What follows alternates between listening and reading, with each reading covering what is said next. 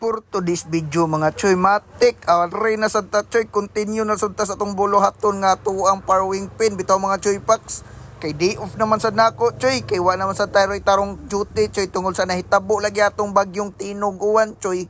Matik choy already na sa choy, sus mahina yun ang resort choy, unsaon man gyud choy, katalagman man gyud na ang nikuan choy. Bitaw mga choy packs, bisag na inana ang kuan choy, dili gyud ta magpabaya choy, dili gyud ta magurong choy. Sa kamo sad kung naa mo dry na bisiyan, pag busy lang gid mo sa inyo choy. Kay sa kuha choy daghan kay kog mga project, nga pending nako choy. Bitaw karon lipay sad ko kay gamay ra sad ang duty, so ari nako ibabad choy ang ako ang kuan choy, ang akong oras choy. Inani choy, akong oras dire choy, ako ibabad dire choy. Bitaw malipay na sad ko dire choy, kay after na ko ani ma-accomplish na ko, dinduta sa feelings lagi choy nga ma-achieve nimo, nga mahuman nimo choy ba, ma-accomplish nimo ang butang nga imong gipangandoy.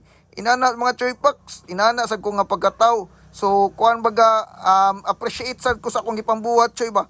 Bitaw ako argo ding kuan gud, kumbaga ako ang diskarte, ako ang nahibaw-an choy.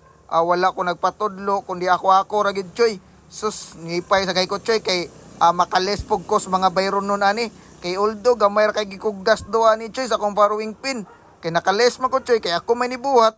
Matik choy, inana gina si choy packs, dili gid kay ingon nga magpapresyo. Peace out.